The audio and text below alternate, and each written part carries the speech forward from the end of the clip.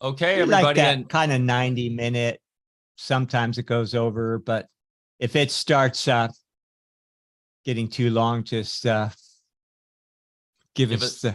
the signal. I'll let you know. Otherwise, I'm not really paying attention to time. Otherwise, just so you know. So feel free to cut me off whenever it's. And that's one of the topics I want to talk about today. Okay. Time. It's time, y'all. We're live. We're live with the great James True. Give me a thumbs up in the chat if you There's can your hear. echo, Mike. Yep. Okay. Okay. Got it handled. That means we're Time, live. Chambers Brothers. That was one of my favorites. The 20-minute Chambers Brothers song, probably before you guys' time. We know we're live when we get the echo from Bear, so that's great. Okay, I'm gonna go ahead and hit record. I don't want to disappoint you, Michael.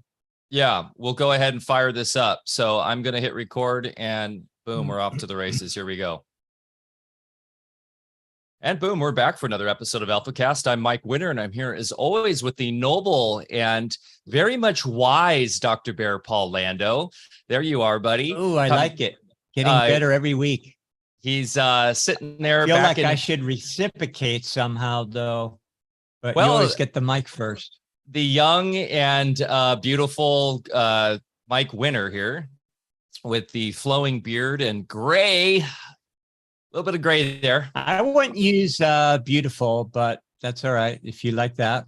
We're all beautiful. We're all beautiful deep, deep, deep inside. But yeah, everybody's given James some love already in the chat. We've got James True on today to go deep into a lot of different things that are dear to our hearts. Very excited about that. We'll bring him on in just a second. 2 weeks to Music and Sky, guys. Go to musicandsky.com, get your ticket. We are going to sell out. It is going to be a beautiful event. You will want to be there. Make your way there. So go to musicandsky.com. What else is going on, Bear? Anything else for the community before we bring James on? No, I'd say let's just get right into it here.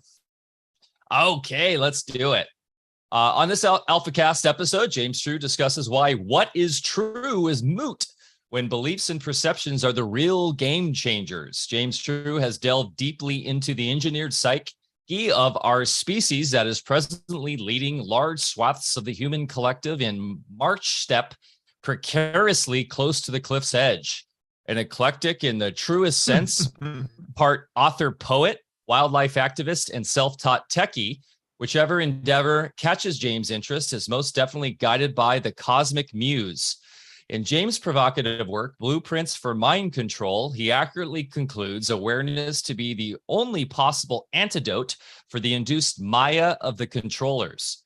Be certain that we'll dissect the tools of the spellcraft trade, but central to our roundtable is that our mass trauma is 100% perception-based ailment.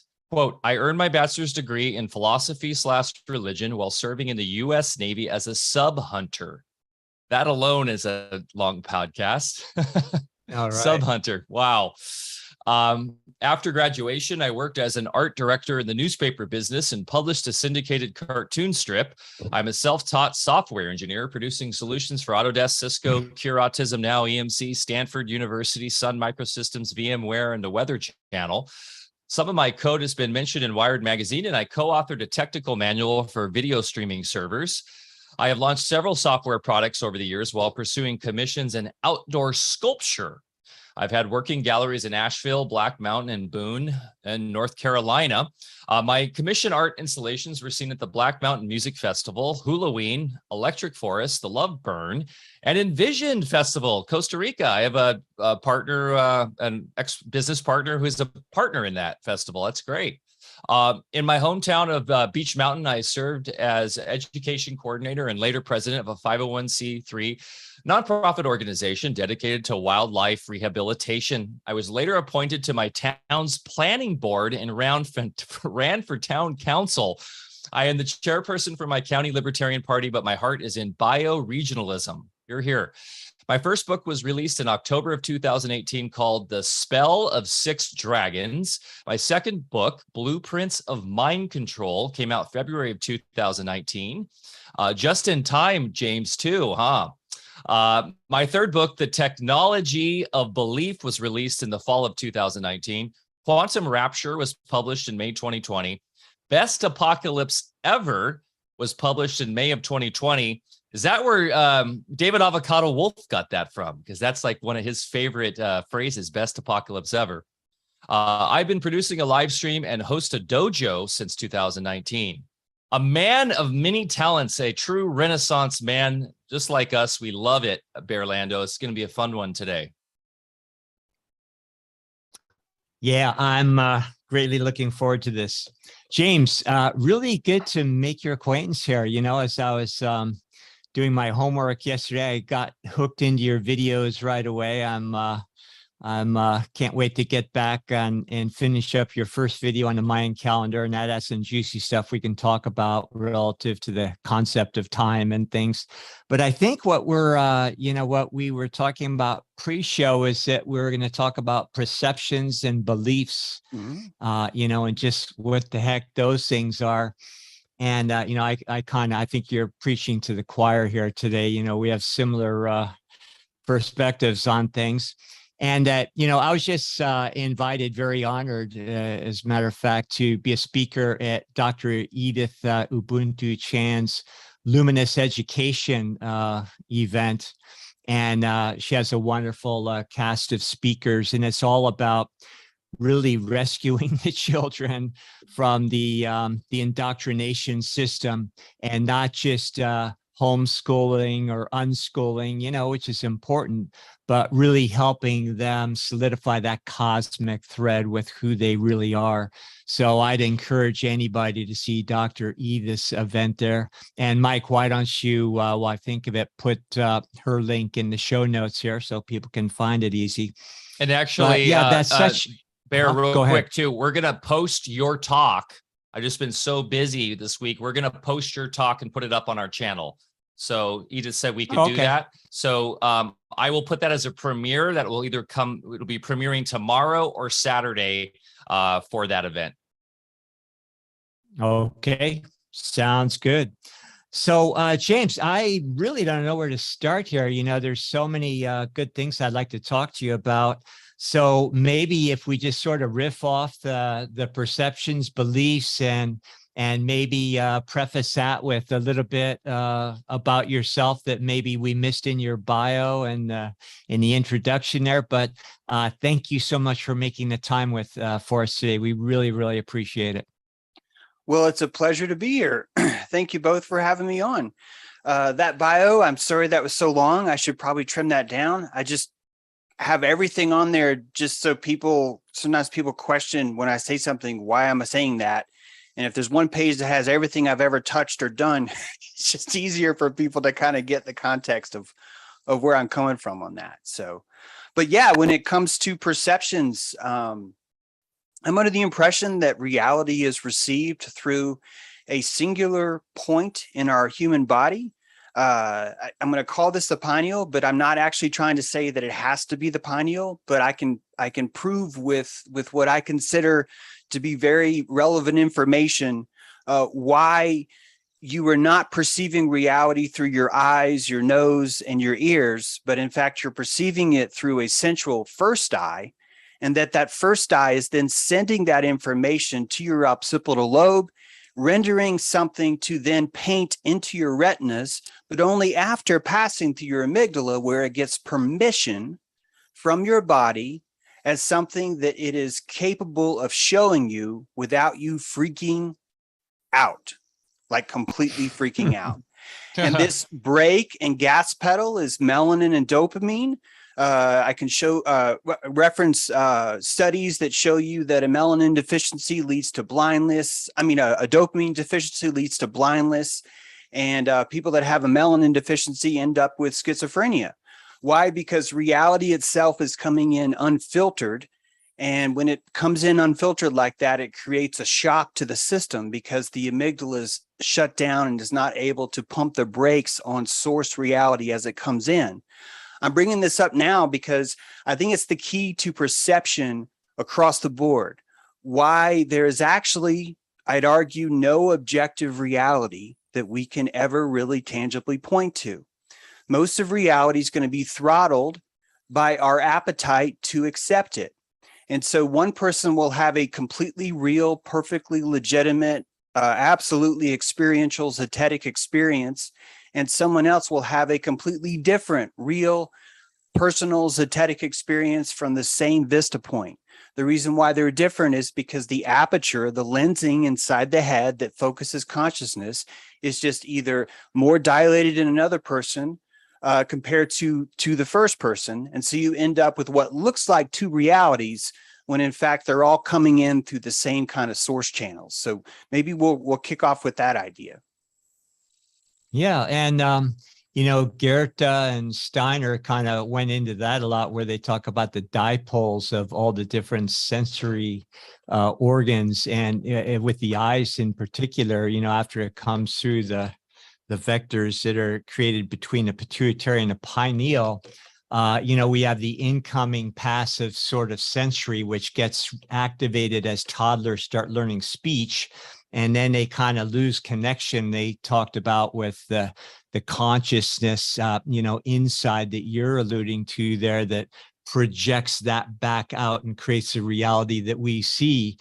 And so we're all operating on, one of two cylinders according to their whole perspective. But yeah, good stuff to talk about, and really, really interesting, because their whole system also is to teach us how to go back to where we're not only sending, but we're receiving and consciously sending out in a way where we're creating our reality in more of an aware state, rather than just think it's happening to us.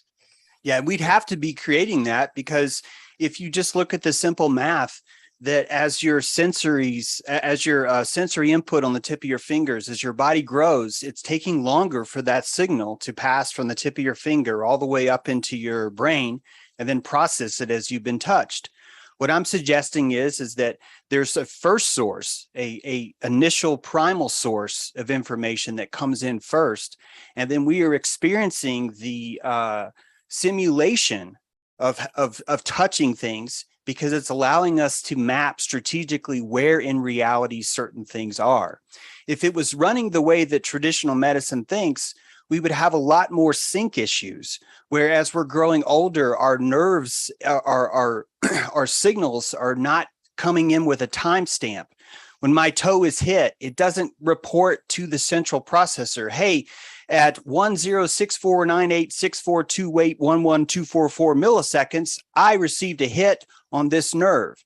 That information's not there, which is why I think it's much more practical. And if you look at any network, how any kind of network system works, a system that's made up of all these conglomerate autonomous organizations that have to work together, you notice right away that if there's not a central processor, a central station that's able to at least time clock these stimulus responses, that it would be impossible for your body, having such a diverse network of sensory input, to be able to even shuffle and reorder these sensory inputs back into a tangible timeline that actually shows you which one came first or second.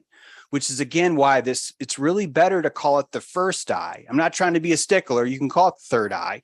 But if we were to really reapply this definition and call it the first eye, we'd understand that our retinas are Plato's cave, that literally we send the signals down into Plato's cave to paint them onto the wall, where we're broadcasting shadows and showing us not necessarily what source reality is, but what our body is allowing us to visualize as source reality. And I think most of this comes back to that fear of losing the pilot. Much like a fainting goat will be startled and physically be brought into shock, they do not have the amygdala regulating systems as complex as we do, which are absolutely necessary to ensure that we don't enter into a shock, which the body still does, by the way. We still have instances where if you fall into a cold pool of water, you could lose the movement of your arms and legs. It's a very similar kind of situation. The fidelity volume on your sensory input is so high and so sensitive that it creates a very dangerous spot if we were to allow unfiltered messages to come in. We'd be living in clip all the time, which is a term from playing amplifiers. You'd be living in clip and not actually be able to process reality for what it is. Hey, James, I love this. And I love the Plato's cave analogy of the retinas. Are you familiar with Veda Austin's work and structured water and everything she's doing on this sort of kind of quantum level with our relationship to water?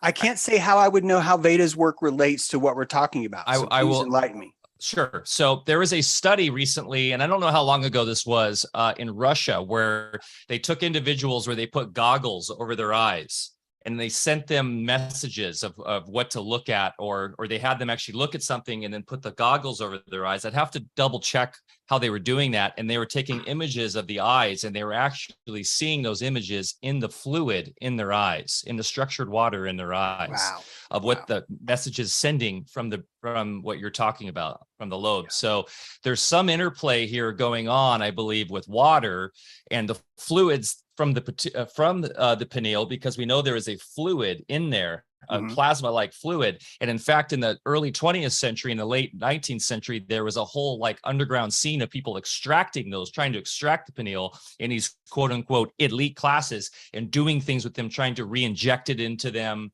trying to figure out how they could kind of take this like sacred pine cone fluid and use it to increase their consciousness, black magic, all this stuff. So it is interesting that there is some sort of, on the quantum level, because what Veda's shown is it's instantaneous information transfer, or at least with Emoto and all of this. So there's some sort of relationship here, I believe, with the waters above, below, that connecting us all, that sort of transcendentally allow us to have what you're talking about without the physical nerve function of the signal being sent. So I'll have to find that research from Russia that shows that, but that was fascinating to me that they were actually able to capture those images in the structured water of the retina, of the eyeball.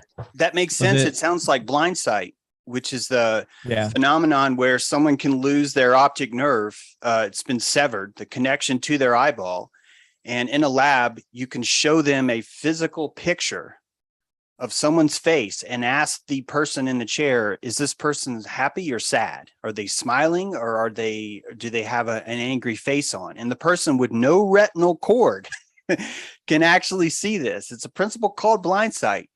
And it turns out that this gift is better. Monkeys have a better time at this, picking this up automatically. And I think it comes back to this intuition, which I think is what Veda is pointing to, is that the waters being painted on is what's really happening, because the intuition, the first eye, knows exactly what's in the room at all times. But keep in mind, your neocortex is as much as a half a second behind what you are actually perceiving in real-time reality, which kind of proves even more what I mean by this first eye. It would absolutely be a necessity for you to survive if you were running on a half a second delay because you needed all your systems to sync up and have this thing, you'd be dead. Instead, we have this intuitive Pons brain-esque, the reptilian that I know we love to hate, but I think we should learn to love. This reptilian is giving us all the information that we need. And if we can trust it more, which is why the people in the blindsight experiment, when they're asked, hey, tell me what's on the photograph, their first reaction is, I don't know. I don't have a fucking eye. Why are you telling me that?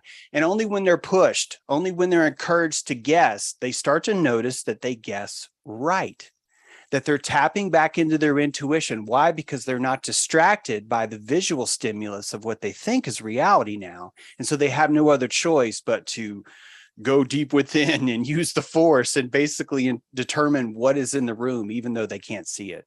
So Bear, you mentioned Dr. Edith. You mentioned Dr. Edith beginning. Her child, since the age of 3 or 4, has been doing blindfolded studying and reading. He can read blindfolded.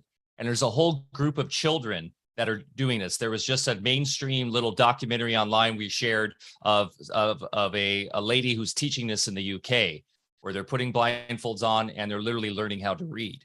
Wow. So it's So just to finish up on water, water is a transmitting utility from more the astral plane, which we could say is synonymous with intuition.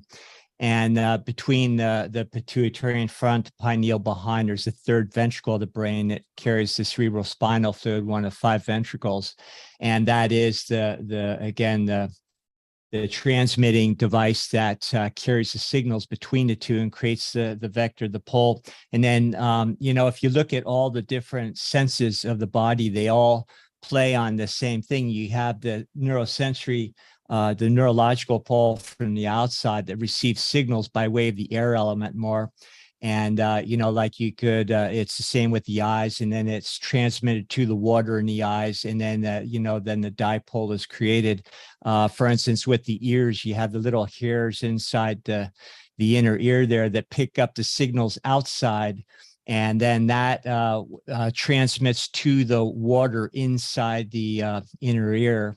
And then that goes directly to the astral plane, which is actually where we hear things. It's really where we see things.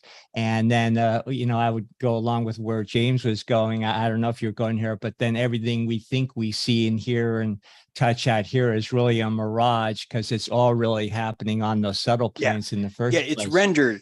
It's not even, you could call it a mirage, but it's more friendly than that even, because it's what we render to our monitor, kind of like a video card, where you're sending that you've already done the processing. All that you need to do now is just draw a bunch of triangles. And it turns out that inside the inner ear, the parts that never see light, you have these melanocytes that secrete melanin. And melanin is a liquid crystal electrical interface. It absorbs power and it releases power. And so what I think is happening is that the reason why I said earlier, we don't have to call it the pineal, because I think probably what the first eye is something closer to the entire third ventricle and the CSF, the entire cavity, which means you have a really long upside down squid looking antenna that has horns in your head. Your third ventricle actually has horns, and that entire liquid interface, the reason why that liquid is there is because it's running on the same principle as a sonar dome runs on a submarine. There's a perturbation happening inside the pineal. The reason why the pineal is suspended is because it can't be hanging or touching on something. It has to physically hang. It's hanging outside the blood-brain barrier, which, if that's a real thing, which means that there's like an electrical fence that it's outside of, which is very important. Why? Because it's sitting, or this salt microphone, which is really a sand crystals, is what the pineal is. It's just a salt microphone, is immersed in that liquid, and that liquid is perturbating. And the perturbations are causing the salt, the sand, the brain sand, to push up against itself, which is a physioelectric phenomenon, which is causing those signals to give you everything. Much like a record is able to play the most detailed music you can imagine with nothing more than plastic grooves and a needle. Your pineal is doing the same thing. It's then routing that information and it's sending it out to your senses later, your sound and your sight. Your smell is actually outside of this. Your smell is bypassing all of the neocortex avenues for this. And I have to admit, I'm still fascinated by how the smell interacts with these other senses and how they tie it all in together. But basically, we are operating with sort of like a kill switch, where we're wandering around the world constantly releasing DMT that would murder us. And we're constantly saying, I'm still alive, I'm still alive, I'm still alive, don't kill me, don't kill me. And then the second we let go, this process renders itself and we are crystallized into our final death. We are rendered, our final lessons are rendered into our salt.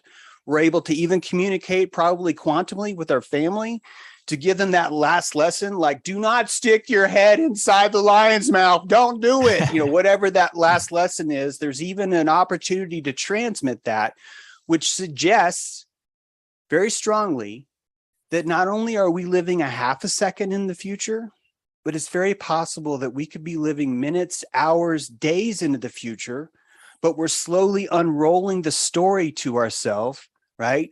By turning the source information on and just displaying it with a longer delay.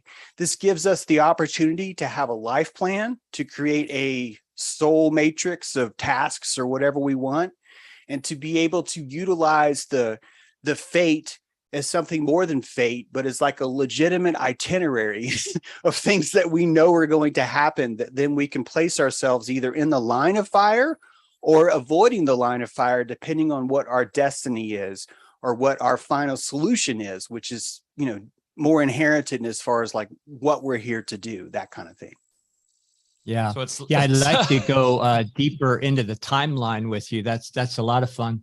And just to finish up, you were talking about the lower brain there. There's a whole resonance factor that's let's just say larger than ourselves, that some people equate with the constellations, 12 constellations. And you're talking about the horns in the third ventricle there. Well, that's Aries, the ram, which just happens to convey the resonance, that is that eye created by that dipole. But then that is quickly transmitted to the lower brain, which is under Taurus, which then transmits all those messages to all the other organisms, kind of embryologically as it unfolds through the whole system there. So you can go deep into all the things that are going on, every time we just get a little snapshot outside with what we think we're seeing with our eyes. And but go on a little bit more if you want to elaborate. I was just going to say, it's like we're running our own radio show with the delay. So it's like with a call-in delay. Yeah. In fact, another proof for this is the whole principle of albinism. You have someone's body who thinks it has melanin, who thinks it can secrete melanin, whose body opens up the receptors and go, let's squirt some melanin. And the body has no idea that actually nothing's coming out. It just doesn't come out. So your body thinks that it's throttling. It thinks it's putting the brake on, when really you're experiencing reality at 90 miles an hour with your face outside the windshield. This is why there's such a high degree of schizophrenia. It's also a reason why so many shamans come from albino. Most African albinos are considered shaman right away. And it comes back to this idea that they do not have the ability to turn life off. It's just simply not there. And so they end up seeing things that you and I don't see. Perfect example of this is crystal meth. And anyone with schizophrenia that starts to talk about group hallucinations. The definition of hallucination, technically by definition, would be a discombobulated sensory input that has no matching to itself. However, in modern science, we report these hallucinations as, I hallucinated that Dave came in and said, Dave's not here, man, and I closed the door. It's like this very timeline, temporal living kind of a situation, one. Two, people are having shared hallucinations. Two crystal meth people could be in the same room. Jerry Marzinski talks a lot about this. Could be in the same room and have the exact same vision of a dark, shadowy figure with red eyes. This dark, shadowy figure with red eyes is the exact same apparition that's seen on Chickamauga battlefield, where you have people that have endured massive trauma, and they're able to see something that the normal, quote, quote, the normie system could not see. Why does the normie not see it? Because the normie's like, I'm not going to render that black shadow figure with red eyes in the room. Are you kidding? I got to pick up the kids at 4. I'm going to freak out. I don't have time for that. And so your body has the luxury of simply not rendering something that's too uncomfortable. This idea, guys, is explaining why all of the problems we're having with medical truth, with government truth, all of these things come back to this aperture consciousness, that it's not that you're surrounded by people that are in denial. You're surrounded by people that lack the capacity to absorb and listen to what reality is actually telling them. So what do? They turn the volume down and they make it amenable. This is really what it is. It's a competition for that volume knob to see how many of us actually want to see what's really happening versus how many of us just want this comfort movement, right? This isn't really a truth movement. It's really a comfort movement.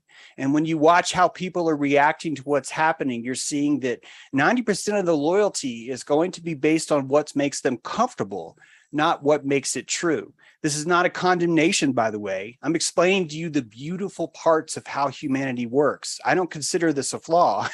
I think it's a very natural, important thing that we have built into our system.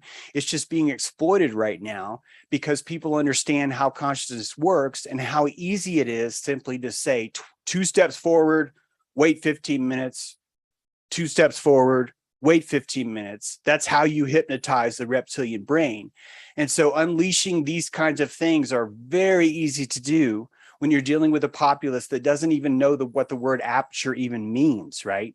I mean, some people, when I say that word, they instantly just think horrible, awful things about it. They're not ready for these kinds of truths yet because their aperture doesn't have the exercise to be subjected to this kinds of things.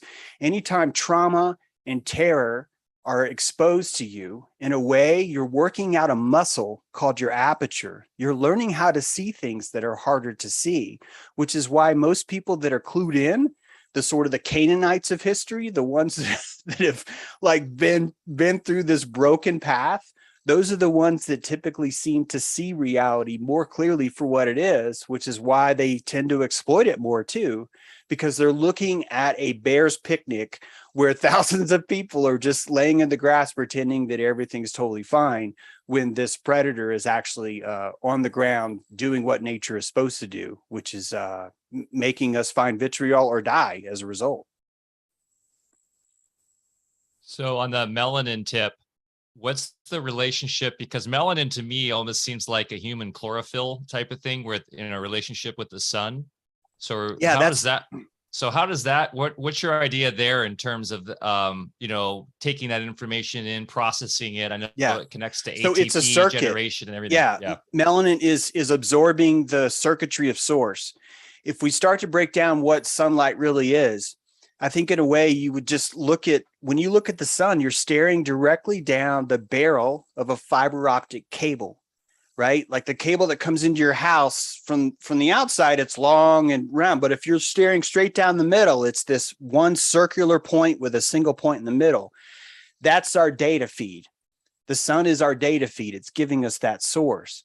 The melanin is acting as an absorber of the strength of that source. So it's a polarizing filter is another way you could look at it, that we polarize the light that comes into us by absorbing less source from it. One of the reasons why we have weather, one of the reasons why we have shade built into this beautiful place that we call home, I think it's because it's cluing us off that, hey, if things get intense, you could just step out of the light, man. Sometimes the light's really bright. It will burn. The truth will burn you, right? All the symbolism is there. We just have to realize that light isn't just light, it's information. And that's really what's helped with this sixth sun, this transition into the sixth sun. We've moved from a yellow sun to a white sun. If you look at the sunspots, they totally stopped for several years, although just recently they've come back. Those sunspots you could look at as this sort of melanin. It's sort of like the environment's way of trying to keep the information from burning us too much. But at the same time, there's like a drip emitter process where the greenhouse guy is slowly turning up the drip emitters of source light because it needs us to grow.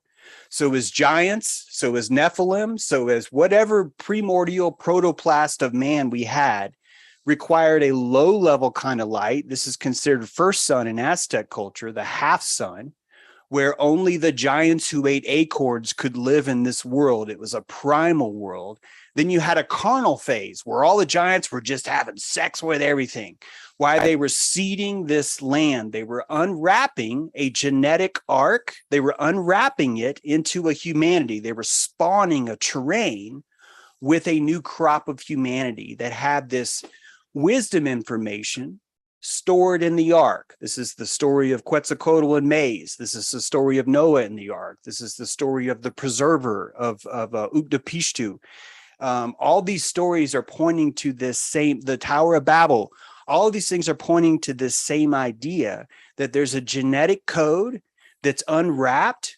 6,000, 12,000 years pass if you're lucky. Then there's a reset. The soil is turned and a new crop is brought in through some sort of arc of the Baphomet, whatever you want to call it, where this new genetic crop is unleashed and they are grown in a vitriol garden where we learn to discern, we learn to perceive the truth in light, regardless of how uncomfortable it is. That seems to be the whole purpose of this place. They're harvesting discerning consciousness. That's what we are. And that's what ends up being created in this world. No matter how much we try and run away from it, there seems to be this absolute no way around it. You have to discern your environment or else you die. And Wow. Cultivated fear, which is the main tool of the controllers, is the largest impediment. Can you maybe just give us a cliff notes since you mentioned Mayans and about the fifth sun and exactly what they're talking about there? Yeah, mostly what I've been talking about is the Aztec calendar, which is actually not that different than Maya calendar. They're actually pretty similar, but they run on, it's a dual cycle of the solar wheel and then Venus too. So the Aztecs have this 52-year cycle where they, every 52 years, they pick a volunteer and they pull his heart out and they build a fire in his chest. And then they use that chest fire to relight all the fires of everyone else. It's a fascinating ritual. I've got a lot of live stream about it, but the cliff notes on it for this discussion is that the Aztecs really only had a capacity, a hard drive space to render 87,210 days, 52 years. And at the end of that 52 years, the slate of the mind had not been elaborated enough to where it could really comfortably perceive time longer than that. So what I'm suggesting in this Cliff Notes kind of summary here is that the Aztecs are showing us how our capacity to even a crystal palace, right? Your mind is a crystal palace, that as we evolve, we gain capacitance to build this crystal palace. And there was a time when we only needed about a 6,000 year long calendar because that was the capacity. We were a 32 gigabyte hard drive, right? And then we, as consciousness grew, as we gained more calories, as we learned to exploit resources more, meaning farming and all the other things, our capacitance was able to grow. Therefore, our aperture was able to change and we had to develop new calendars. But what's fascinating about the Mayan and the Aztec calendar is that they were so tied to Venus and the sun that the calendar was not just really about the sun. It was really about how the Venus and the sun complement each other in this very long 52-year dance that's broken up into these smaller dances of 260 days for Venus and then the 360 for us. I see 360 for us because Aztec had this free 5 days of just like voodoo days where just like crazy wild stuff could happen because those days didn't even count. So it was sort of like a publisher's clearinghouse where everyone could just kind of absolve themselves and reset till the next time. This is why every 52 years for 5 days, all the fires went out. Everything was thrown away inside your home. Every single piece of civilization that was connected to light had to be extinguished for this period to wait for this new era to begin. I think literally it was the only capacitance the mind palace had to even perceive this. It would be no different than if all of a sudden Mike had to stop because we've run out of recording space on his hard drive and he just needs to refragment, right? That during that time, we'd have to shut down. We'd have to wait for that 5-day new fire process to build and then go on. I think in a lot of ways, the Mayans and the Aztecs were basically just doing that same thing. They're showing you how we, the modern man, grew from this rudimentary first sun into all these other different suns. The first sun is that giant sun. Everyone was killed by jaguars. The second sun was the turkey sun. We were learning how to build and elaborate our ego, right? The second sun was the monkey sun. Forgive me. We were learning about pleasure and emotions, even about putting ourselves in comfortable states. If you think about what it's like to be comfortable, that's actually a pretty complex thing, a pretty complex equilibrium that you would want your body to find and want is comfort. So that's that second sun, the monkey sun.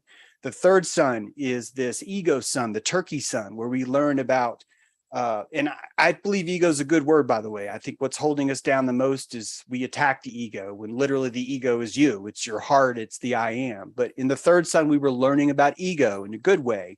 From that third sun, We understood the reverence. We understood sanctity. These are really complex things that we had to build first. Entering into and James, real quick, finally, James, can you tie these suns into the ages too? Do they kind of link up to the traditional ages that we talk about with the zodiac, or no?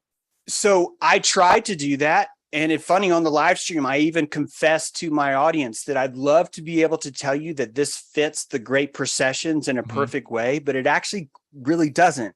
Technically, the two processions should be flipped, meaning that our Piscean fourth sun should have been reversed with the Aquarian fifth sun. And so it doesn't quite work in that context, which is why I think it's more about consciousness. I believe that Aztecs are just simply giving you the rest of the story. I'm talking about, if you take the biblical stories, they're telling you some pretty big clues about how consciousness grew the way it did. And I believe the Aztecs are giving you the missing pieces to that. Not just the Aztecs, by the way. It's really most of Native American history has this figure of the horned serpent, has this white Quetzalcoatl type essence that comes in. It's very much the same Christos kind of a thing, which is really just the emergence of this consciousness, this Christ consciousness. And they talk about sun and Venus, sun being the son of God, the male principle, Venus being the feminine principle, sexuality coming together in the creative force in the same way as Adam and Eve, the dipole, the positive, the negative, so it's all synchro working together in the same way. That way, it's very interesting. Absolutely. In fact, go ahead. No, I was just going to comment. Steiner talks about the constellations going in two different directions at the same time, which in my thought process is creating a toroidal, actually. But the way we usually think of things, ending in Pisces, beginning in Aries, is more an embryological unfoldment of our being here, on this level, whereas going in the opposite direction is more the evolution of humanity through the different eras, and more the macro look as far as each one pertaining to an age where we're developing a certain attribute of ourselves, just like you're describing with the five sons. Yeah, and the truth is always in the room, which is why the civilization stories of a great flood fit. Some of these deluges, the reset, were a sun flood, a flooding of sun, flooding of wind, a flooding of earthquake. In fact, the sixth is supposed to be an earthquake. And when you are dealing with a low capacity consciousness, something that's not able to interpret things like an EMP, for example, you have no choice but just to call it a flood. The flood is the lowest archetype that fits the word, where everything came in was just reset. Everything, all of our history past, all of the cuneiform writing made out of clay. Oh shit, that water's going to ruin that, right? Everything's just gone. The reason why everything's gone is because our consciousness ran out of space. It ran out of space. Maybe that's the mud flood, is the cuneiform mud flood. This is exactly, I think it is. It's a mythological memory. This is what I mean by the truth is always in the room. The truth is always here, but we lack the aperture to put it in the right costume. And it takes us a long time to where we finally catch up. Right now, if you consider, I can tell you that no matter how many times humanity gets advanced, I can tell you this. You can find this out too through a thought experiment. No matter how many times humanity advances, there will come a time when paper will no longer serve the purposes of storing the information. It will become too primitive, the way clay did. Eventually, that will lead to a magnetic storage system, a hard drive system. Eventually, the magnetic storage system will become obsolete, and we will have to store things in light. It's literally where we're at right now. All of our SD-RAM, all of our fast RAM, all of our tablets are running off of light. It's a silicone on or off, right? Melanin or no melanin is really what's happening on the computer level at all points in time. In fact, in the future, I think we're going to find that computer circuitry is actually utilizing melanin. It's actually a perfect avenue and vehicle for this. It's able to absorb a large amount of energy without overheating, which is crucial for your eyes and your ears, but is also crucial for this computer thing. If you look far enough ahead, you will see that every single civilization will be prone to the same form of devastation, some sort of an EMP. The EMP would eliminate all optical storage, all magnetic storage, any kind of silicon storage at all would all be wiped out instantly. That EMP doesn't have to be man-made. The EMP could come from a number of different ways. And if your civilization lacked the crystal palace to understand about storage and magnetics and all these other things, you'd have no choice but to call that truth in the room to render it as a flood. And I think that what we're looking at is just like any greenhouse has a capacity. If things get too tall, there's a system in place, either by a farmer or by the greenhouse itself, where it's time to trim. It's time to cut bait, flip the soil, let things sit for a while, and then bring in a new crop. That's just happening here is all. It's just hard for us to accept. And then that brings in the role of the controllers, which you're describing there. It gets precariously close to some of the things going on now, so that information is stored to serve certain vested interests and actually stored in our own neurology with the use of graphene and hydrogels and things of that nature. Well, additionally, I hate, a lot of people don't like where I'm about to go with this, but I'm going to say it. I think that the controllers are doing most of us a favor. When I say that is most people do not want to have the responsibility of owning a fully open aperture. It's a very expensive process. You're looking at truth that is very difficult to absorb. And so really what you're watching, we could say that everyone's being enslaved by the controllers, but I just like to be more honest. I think really what's happening is people are terrified about reality, source reality, and are looking for a slavery position to place themselves into so they can weather the storm. And when I say so that they can weather the storm, I mean this with the utmost of compassion. I don't think that any of us, including the three of us in this room, are capable of rendering true 100% source reality without it burning like a bitch. And so it's really not right for me to even say, well, they're wrong for wanting to adjust their aperture, but I'm right for wanting to do the same. In my opinion, the controllers are simply utilizing energy that's purposely been shed and thrown down from people that should own their own energy, but instead they want someone else to own it because it allows their aperture to pucker and shrink, and they don't have to see the world as something that they have so much influence over. It becomes a nice cubbyhole to hide, which is why this system is so perfect, because no matter how long you hide, the light is going to find you. And you will have no choice but to either accept the truth or to look for a convenient way out. And this is, I think, a lot of what we're calling germ theory now. It's my opinion that most of germ theory is based on this cycling of the sun. When the sun turns up its aperture and you're looking at a white sun now, the human body has full autonomy and it looks for a way out. And the way that it finds the way out is through something like the Spanish flu, some sort of disease that it can use, sort of like when you're in a movie theater and you can't handle the movie anymore. No matter what's playing on the movie, you always see this little red exit door at the left and the right. And that at any point in time, you can go there and take that exit door out. That exit door needs to be unblocked. It needs to be clear. It needs to be shame-free. And so you end up with a pandemic that turns this hero mentality into dying, which allows the secretion of people that are finding the sixth sun too intense to exit from this system and say, I've had enough. So, which points, in my opinion, more to this place being more about consent than we could ever really realize.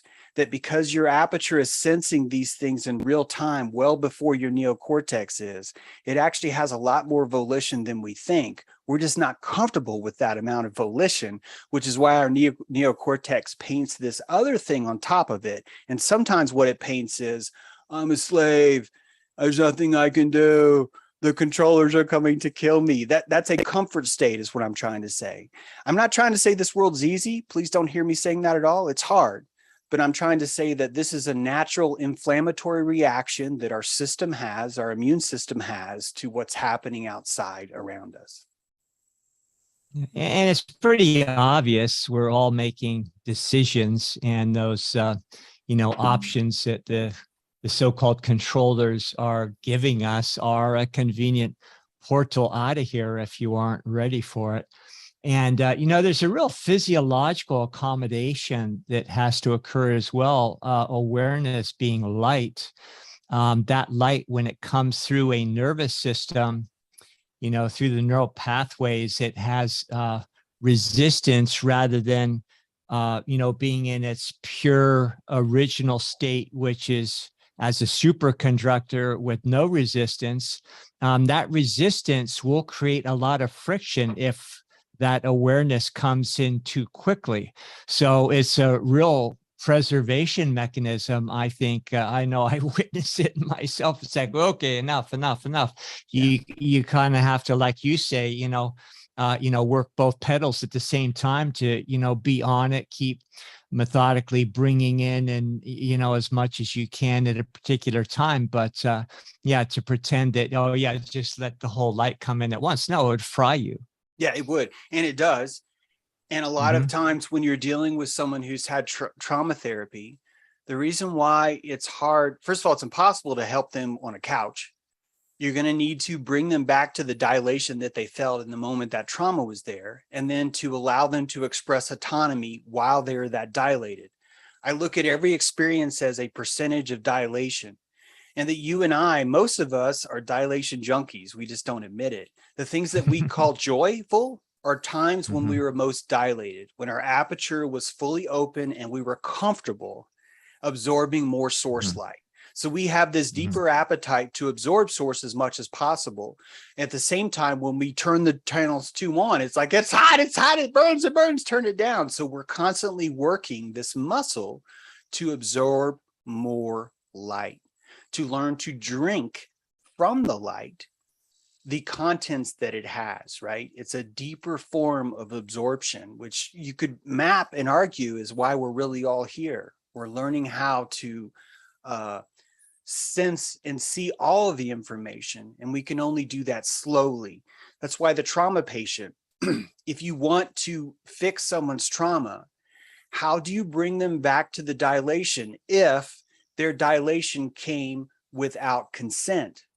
If someone was violated in some way, if someone was pushed out of a helicopter with a parachute or whatever, you can imagine how much harder it would be for the therapist to bring them back to that dilation when they didn't have consent the whole time.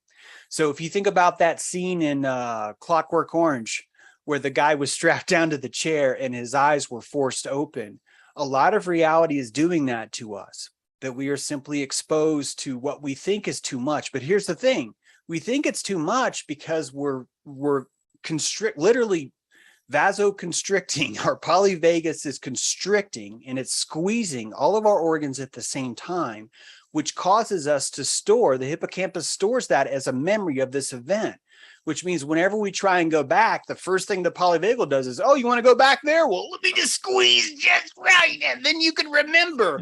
And that now you're trying to remember through all this squeeze kind of a thing. So we learn the truth of how we're able to work on ourselves is to seek this dilation, to find these events, and to create an environment where we can reach that same state, yet still feeling this kind of comfort. There's certain therapies that are touching on this right now. Many of them are interactive. A lot of wilderness camps, wilderness programs will actually utilize therapy like this without even knowing it. But I think that once we really tap into what this dilation thing is all about, we'll be able to unlock all the PTSD. If you think about what the war PTSD is doing, how the world are you going to bring that soldier back on a couch to where an IUD goes off, right? But you can simulate these things. You can create even virtual reality interfaces for this, where you relive things, which might creep out some of your audience. But I just want you to know, I've seen car accident victims. I've worked on projects like this, where we've recreated the car accident inside of a virtual space, purely so this person can learn to be more comfortable in a car. So they're able to experience the car crash with enough of the same kind of reality in the simulation where it's able to bring them back to that space. And because the VR itself is kind of locking them out of all other realities except for that, it makes those opportunities closer defined, where you can meet the patient with the dilation and with their autonomy at the same time. I think that's really what healing is all about. Yeah. You know, in my clinical work years back, I did ways using the nervous system to recall and understanding. You know, for me, it was understanding that these are all electrical recordings. So it's not that they go anywhere. You know, they're always registered there. And some of us found ways to access that using the neurology itself to bring those in present time. But of course, you also had to have a way to assess that it was properly in sequence, because if somebody wasn't ready to relive that, that could actually be dangerous.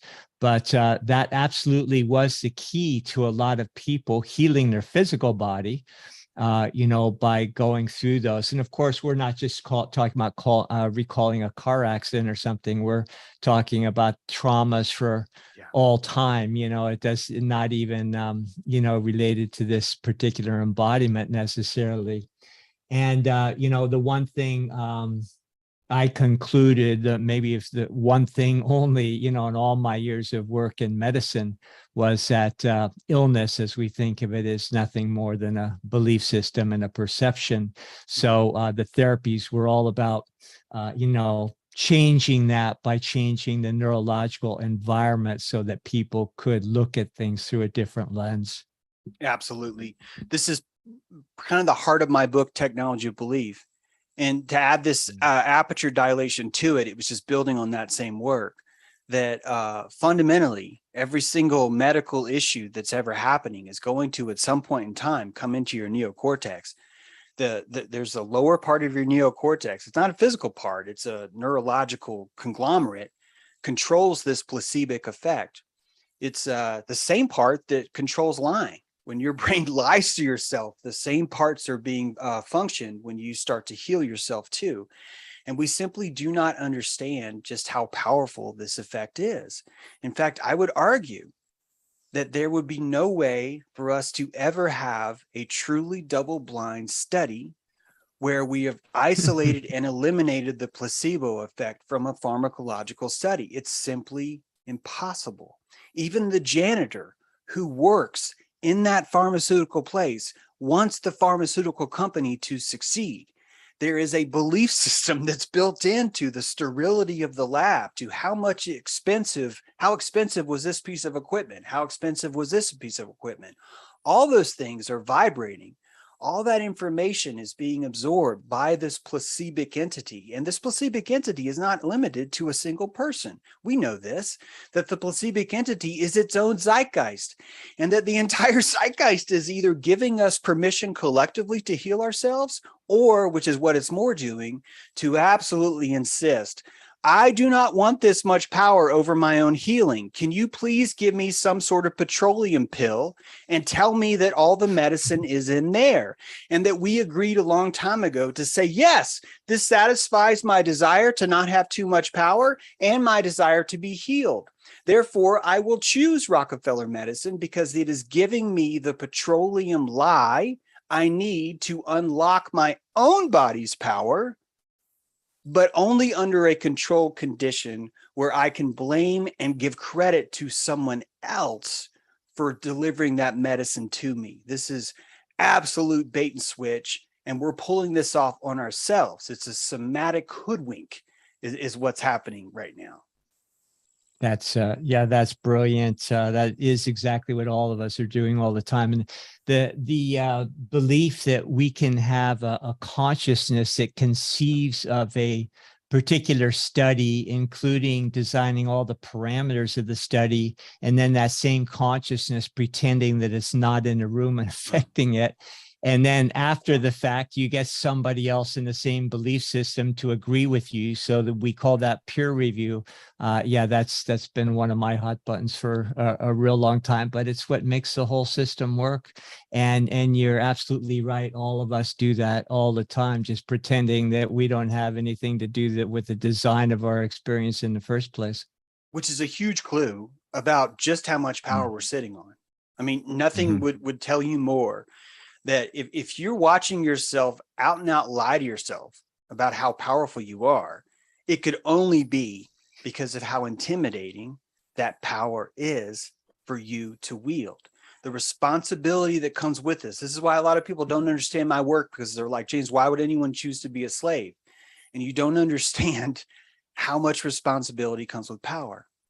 The moment you understand that you influence everything around you, you turn into a choreographed calligraphy artist who is expressing himself in the purest, most authentic way at all times, because you want your environment to thrive. And you know you will destroy your environment by checking out.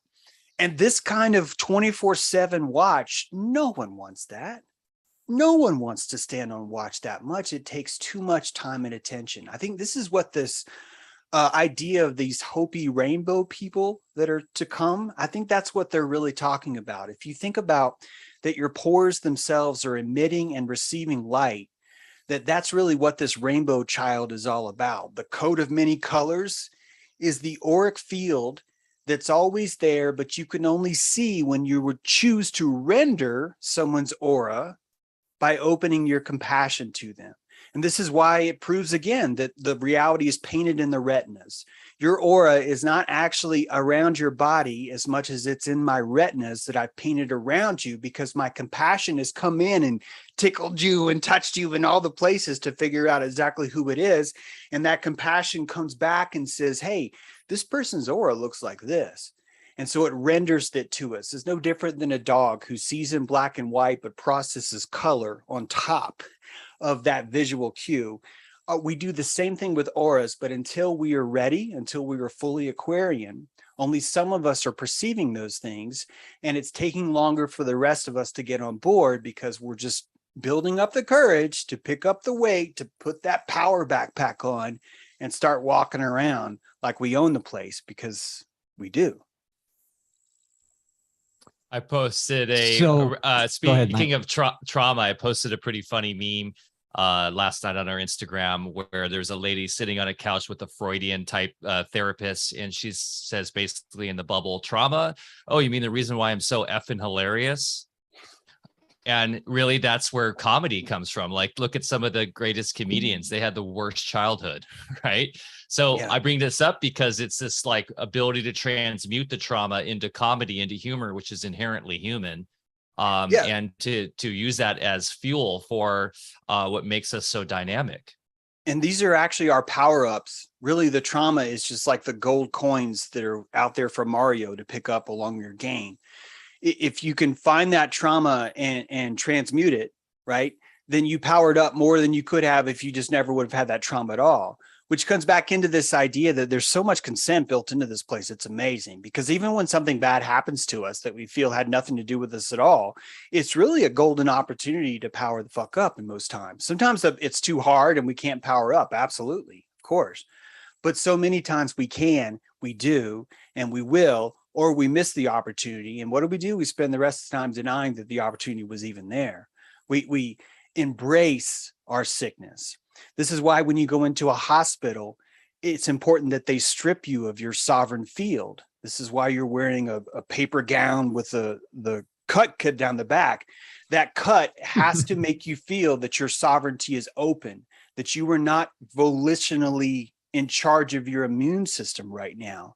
And I hope that you can see why so many people would actually want that crutch, because when they look at what yielding an immune system really means, it's just simply too much. It's just too many things for them to consider right now, which is really exactly what's happening, because the myocardial wall, the outer shell, the ego of the heart, is being removed and attacked to create this hive linking. The ability for the hive to form, I believe, is a very natural thing. And that there are many people in the world who've decided, not only do I not want to be autonomous, I also don't want to die. I like this idea of joining a collective hive. And even that is a volitional choice. Even that is someone's free will deciding what they want in this world. It's just hard for maybe you and me, I don't mean to speak for you guys, but it's hard for us to absorb and see someone do that and consider that as natural or healthy or good for them. But this is why we really have to have full respect for the amount of sovereignty that each of us are given. Each of us has the power to enslave our entire genetic line, and we have the power to liberate our entire genetic line. And it's really important that we respect that going into this sixth sun as we're watching all these crazy, crazy things happen, because they're just going to be turned up. Smart cities are going to hive up more. The immune system is necessary for that hive to work. It's important that no one actually has their own immune system, that it has to be a collective entity.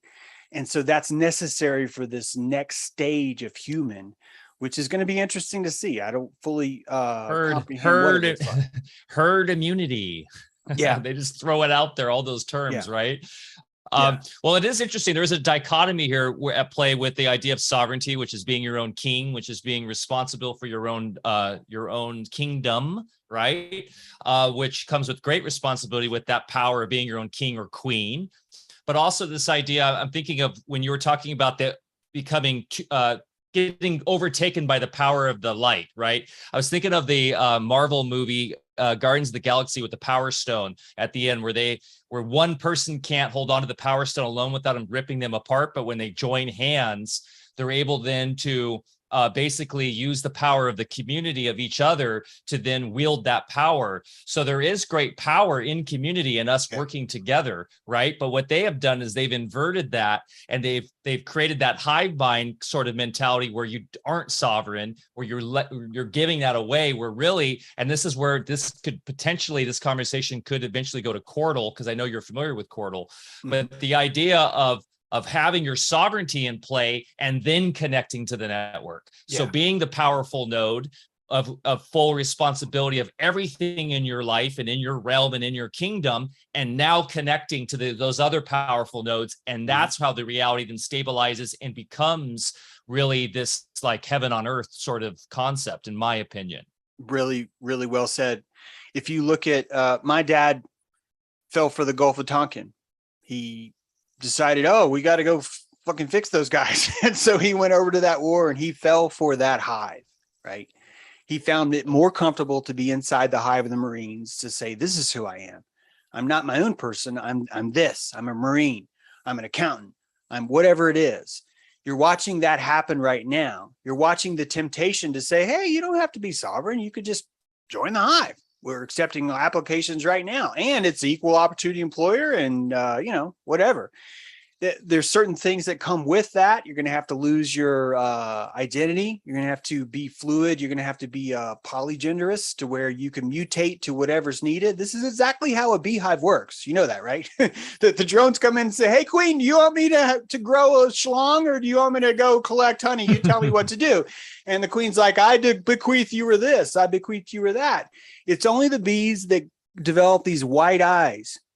It's white eyes. There's the Quetzalcoatl again. The bees that develop the white eyes, they leave the hive. They're like, screw this place. I'm rogue. You guys are nuts. I've had enough of you. And that we're just watching that as above, so below thing now. And what's more important is that all these people that are joining the smart city that will fall into that and need that and suckle on that are having their own hero's journey, just like my dad. My dad needed to have that ability to define himself as a Marine, to be completely let down, to have my mom leave him, to have all the violence, to have all the things that happened to him in his past, happen, because genetically it was building this transfer matrix that I was able to download. My dad gave me all that. He said, look at how I fucked this up, and look at how I fixed this, and look how awesome I was here, and look how horrible I was here. So I'm able to build off of that. And these same people that are in this hive, they have these genetics, and we have to trust those genetics. We have to trust their ability to fuck up. This is really what it comes down to. We have to trust each other's ability to screw up their own lives in horrible, horrible ways. And once we do that, we'll see that there's a Joseph Campbell hero's journey happening there, where they will have their same fall, and they will have the greater rise than any of us could ever even imagine, because they're the ones that crawled themselves out of the smart city, and they're pulling all these cords out of them, and they're rebuilding their myocardial wall, when you and I were just planting carrots the whole time and, living large and playing guitar. Do you see what I'm saying? So there's like a balancing act where even when you find equilibrium, the ones in vitriol are having this adrenaline injected into them to grow even more, to catch up, so to speak. And so I think that's really what's happening across the board. Yeah, we used to see that all the time in the 60s. People were seeking communal living. And of course, seldom did the members really come with a full set of tools or a sense of self awareness or self-reliance. They were always going there to fill some personal needs, and it never ended well. And then a lot of those folks that were so enlightened joining the communes back then just turned into yuppies, and they're the ones that are going out and getting the jab and everything right now in my generation. You know, just totally it's so asleep. sad watching food co-ops so desperately kiss the ass of this agenda has been one of the hardest things to swallow and accept. Isn't that amazing? All the little mom and pop health stores, all the crunchy granola health stores are all like triple masked. And if I can argue, this is why I talk about ego so much, despite all the pushback I get from it. I believe that us rejecting the ego is a really clever, brilliant scapegoat to where we can abandon our power in public and people give us praise for it. So if you go shit on your ego all the time, if you talk about how crappy and horrible your ego is and how it's destroying everything around you, really what you're doing is you're abandoning yourself in front of someone else, and they're giving you praise for it. They're like, oh, it's so great. You're getting rid of your ego. That's important. And when you look at who fell for this thing first, it's people with no ego. It's people that spent decades insinuating that the ego was the problem, that you having this idea of the I am, literally the Greek for ego means I am. It means I exist. And that we've decided a long time ago that the problem is you have this thing in you that wants to exist. And if you shut that off, if you destroy that ego, you can join the hive, man.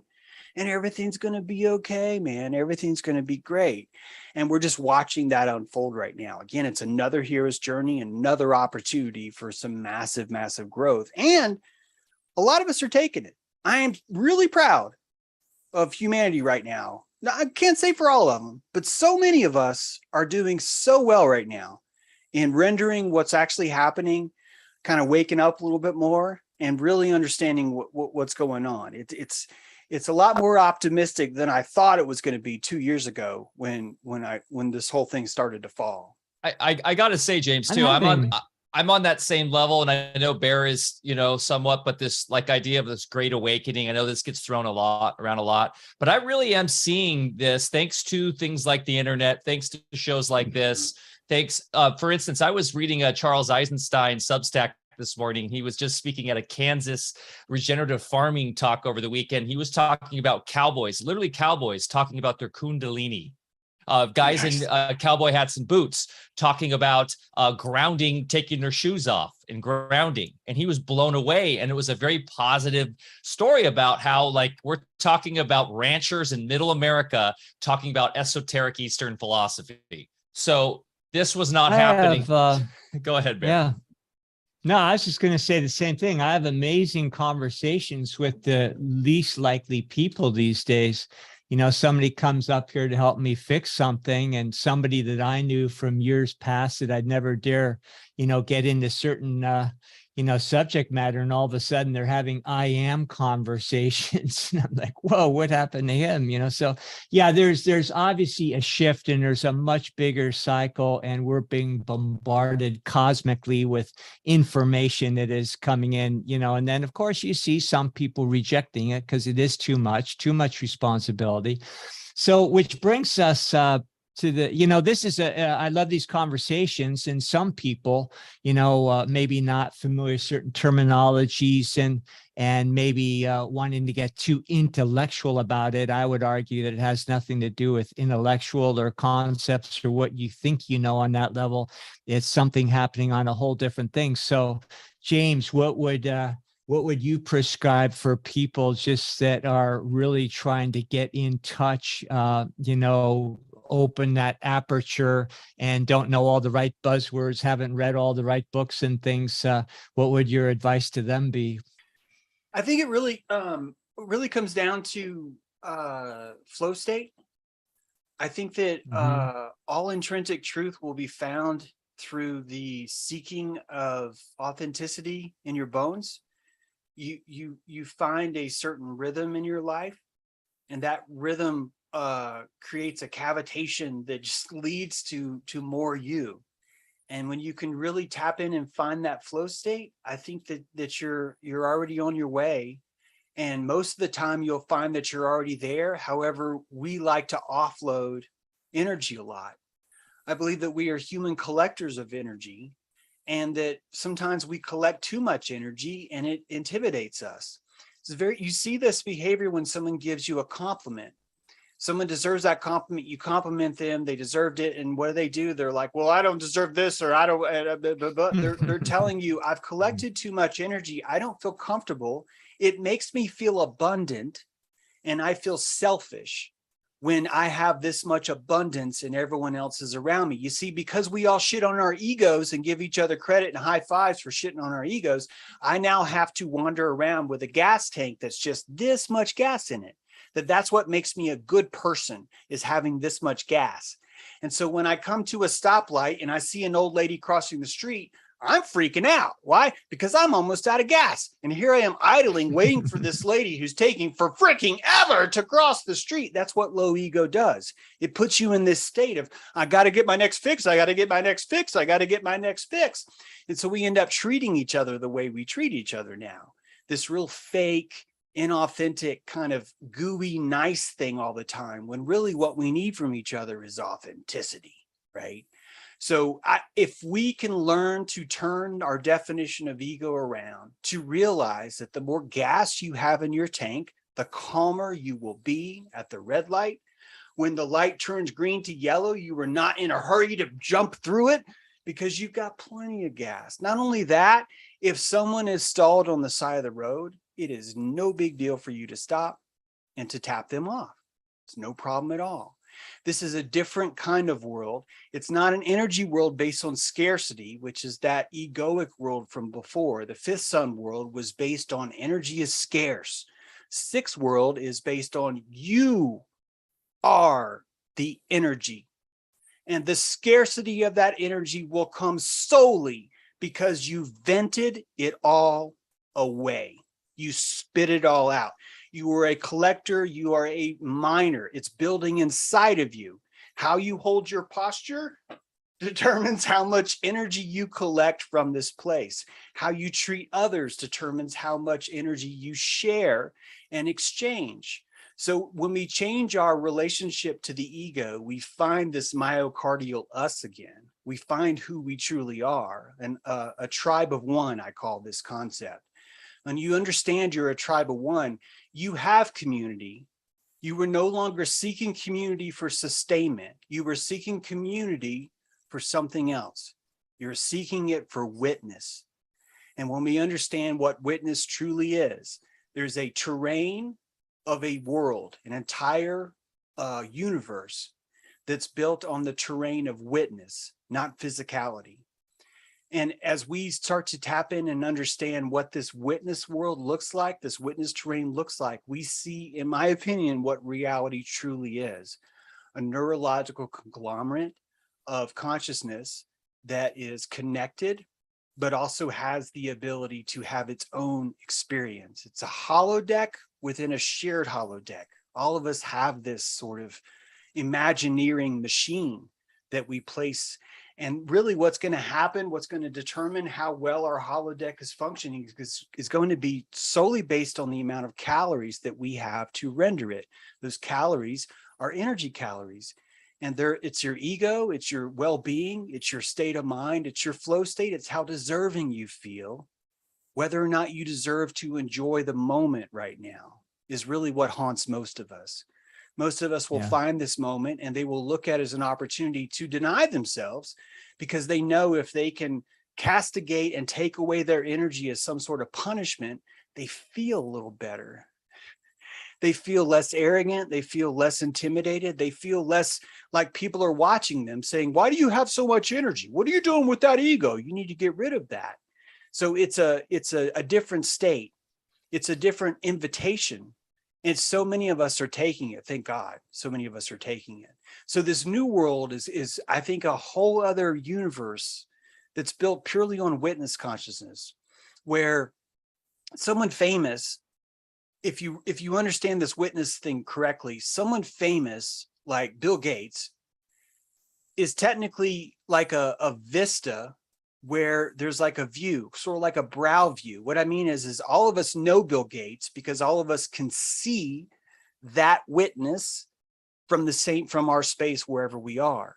And so this witness world has a map to it. It has a legitimate terrain and texture to it. And that we really haven't looked at the true nature of reality until we understand this consciousness realm, right? It's a realm of nodes connected to nodes, connected to nodes, connected to nodes. And it doesn't look like this world. It feels more like I am. It feels more like this egoic existence.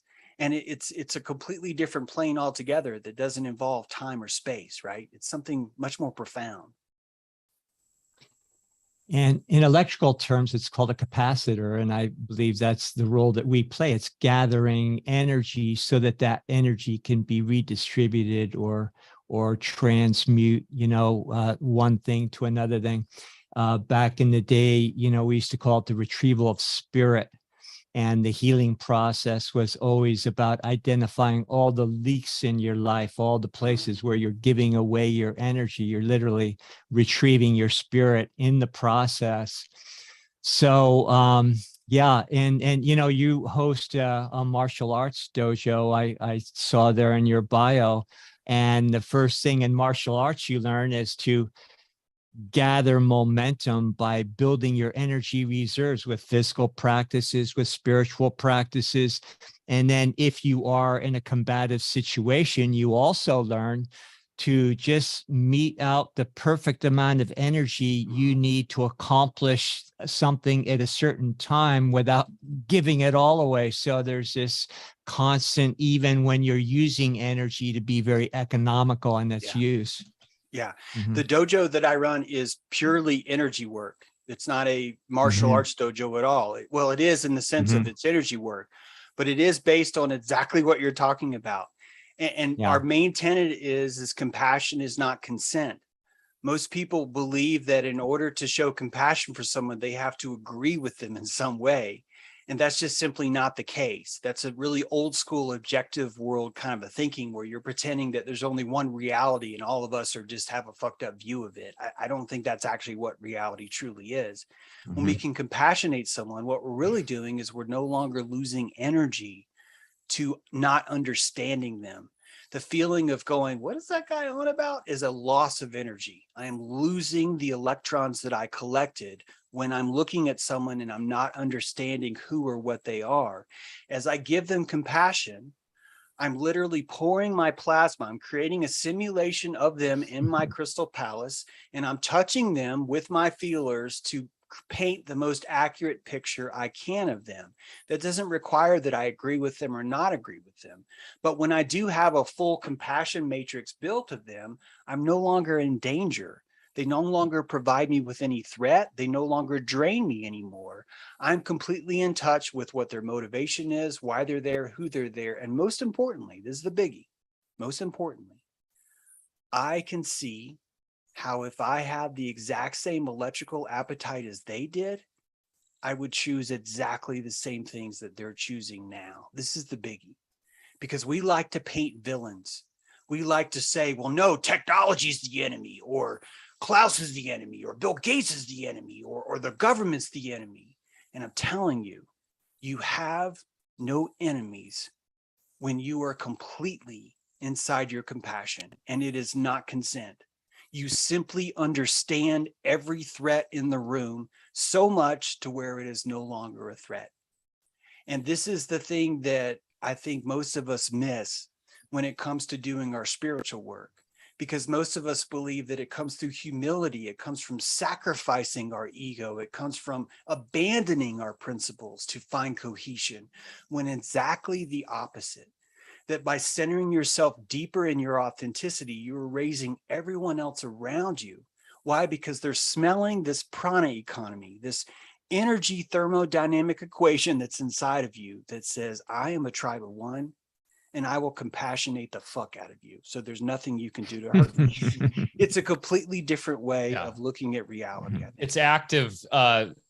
Compassion is active versus sympathy, which is right. So that's the kind of making that differentiation. I love all this. I think it's amazing, James, on how you're kind of bridging a lot of these concepts with sort of where we're going, right, in this new world. And two questions. One, do you see that there's like a bifurcation happening where, because everything is an opt-in, everything is free will based, everything is consent in terms of how we interact with, there are no villains out there, it's how we do on the inside. So are people that are deciding to not embrace their true sovereignty, are they bifurcating into this other reality, well, with a different sun, let's say, and then the sixth sun reality is going this way? Or do you think it's everybody always together? Or am I even asking the right question? No, it's a great question. And I don't mean to go back to the Bible, but I really think the Bible tells you exactly what happens. Because if you look at the book of Revelation, the book of Revelation actually explains what happens to the hive people. The ones that are chosen in Revelation are purchased from the machine, right? So they are people that are fully sold on the matrix of the machine itself. And they are purchased from the machine for one purpose, because they will praise Lord forever. And I want you to picture that even after 72 jabs, even after 5 boosters, even after 116 jabs, there will be people that have simply gone all in on believing in this machine, on believing in this hive, and they will become this different kind of product. I don't mean product to like dehumanize someone, but what I mean is that they've entered into a different destiny. Not everyone here is meant to finish this world sovereign. Many of us are here to say, I would like an opportunity to see if I want sovereignty. And here we are. And some of us just aren't going to want it. It's just simply not going to be our style. And the compassionarian in you will understand that and see that throughout history that this making sovereignty a choice exactly requires that there be an exit not to do it. Otherwise, it wouldn't be a choice. So I think what you're looking at is, as the smart cities build, they will become more and more inclusive. They won't really have a choice. That will become its own corporate city state, right? It'll be a corporatocracy that's just in Atlanta. As soon as you hit Marietta, boom, now you've entered into this other place. And that place will simply eat itself alive. And that I'm not going to say whether that place will thrive or do horrible in the future, because I think to do that is to have a judgment about my own destiny as being the better destiny. But I do believe that when you read Revelations, it's telling you that there is a filtering system that happens. And at the top of the filter is the cream. The cream are the ones that will worship the machine for eternity. Doesn't matter what the machine does to them. It doesn't matter what lie they're told. It doesn't matter what cosmology they're sold. It doesn't matter what postulates they're convinced about medicine. They will literally believe whatever they're regurgitated to with such a loyalty that you and I have to say, I'm impressed. That we have to even become impressed with just how cuckable they are. We had no idea you could be that much of a cuck, but damn, I'm impressed. And literally, we will be impressed by that. It will be a force of nature that we will not be able to compete with. We will never imagine how we could do ourselves that way. That's the top of Revelation, right? The middle of Revelation only has 2 options. Revelation says you can either choose to be the cream or you can choose to burn in hell forever and to recreate this whole thing and come out again. It doesn't tell you about the third choice. And the reason why it doesn't tell you about the third choice is because sovereignty could never be a choice. There's no way that you could ask someone a multiple question, say, would you choose one of these? Being a slave, burning in hell, or being sovereign? That giving a sovereign person a multiple choice question isn't sovereignty. You'd need a filtering system where the person finds their way out despite there never being a sign that says, hey, if you're the kind of guy that regurgitates and reads signs, you can come over here. That's never going to work with sovereignty. So in a way, the sovereign ones are the ones that are not capable of being ground. When you grind the coffee beans, there's certain little stones in there that no matter how much you grind, they're not going to get softer. They're simply done. They are sovereign. They are completely who they are. Those guys sink to the bottom. They're not seen in this world again. And I believe that that is where I want to go. That is the one part that doesn't have a destiny preordained in the Bible. One of you get to be turned into a machine, I think, where your consciousness is living inside of this sustained bubble where you're constantly praising something. I think that's totally legit. It'd be like paying a subscription model for thousands of years with your life, where you're promising to give your genetic essence to this machine to feed. The other is, I will continue to let this world torture me. This third thing that's not even mentioned is the sovereignty option, which is that this world no longer challenges me anymore. I've come in, I've chosen my sovereignty the whole time. It's time to go. And I think we will probably end up back in a realm that kind of looks like Venus, while the ones that have invested and driven deeper into this world will enter into a cyber reality called Mars. They will literally go populate Mars, where every single thing that is shown to them, everything is behind a screen, right? You can't go outside in Mars. You can only see it through a window. You can't take a spaceship to Mars and have the window down. You're going to have to see it through a screen. You're going to have a helmet. This is a reality inside a reality is what this Mars project is. And the population program of populating Mars is just a eugenics program. That's all. It's just a simple way of filtering this eugenics. So those of us who decide, I'm not going to succumb to Dojo Earth. I call this Dojo Earth because it's just a healthier way of looking at it. You can either go to Dojo Mars, or you can step out of Dojo Earth and return to this etheric conscious state, a state that doesn't have a material body. Land itself is a crutch, that we are birthed in water because it has a three-dimensional aspect to it, and that we came here to have this land as sort of a cheat. Why? So we could sleep at night and not drown. So we could learn to live, but still rely on our environment as kind of a crutch. So if we've gotten good enough at Dojo Earth, we can go back to Dojo Venus and try again. The same way as if maybe possibly one day we were on Dojo Venus and you and me decided this shit's too hard. Is there another option? Is there another place I can go, Venus? Because this place is too hard. And Venus said, yeah, we're colonizing Earth. And all you got to do is put on this skin suit. And the skin suit gives you the ability to go to Earth. And that really that's what you're watching happening right now. The truth is always in the room. Even though these planets don't have to have a real live actual planet body, the concept, the archetypal scaffolding is always here. That's what I'm trying to say. It's just going to be in costume based on our aperture itself. That's why I can show you UFO stories from 50,000 years ago, where the UFO is a flying dragon over China. And then 1,000 years later, or in modern times when the steamship was invented, suddenly the UFOs have shiny metallic floating objects. Why? Because our aperture is putting this energy in costume. We're costuming it so that our eyes can absorb it without freaking out. That's really what we're doing all the time. We're processing energy, real life truth, and dressing in a way that is acceptable for us to see, which is why most of what we see isn't necessarily reality as much as it's our rendering of reality based on the ability of our video card, right? Based on our capacity as a hard drive, our ability to render video. That's really more what reality is the limitations of our own hardware. I love that. I love that answer. Thank you. Rudolf Steiner, of course, talked a lot about the eventual progression back to Venus, of course, and the volcanism, right, of the planet as an extension of that. It's very, very interesting. Curious, James, because a lot of people, get triggered by, and someone mentioned here in the chat about the Mars and the blockchain, bringing people back to Mars. You have an interesting take. You were recently on Crow 777 talking about this because you come from a technology background and obviously are deep in a philosophical mindset about this.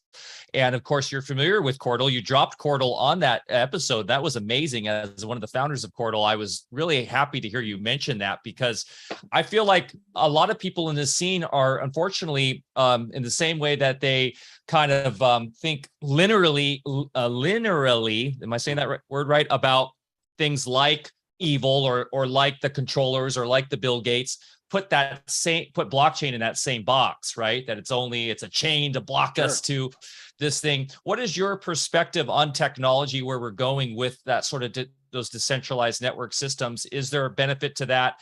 And then curious with Chordal, one thing we talk about is using the digital as a bridge back to the analog. At least that's what I talk about.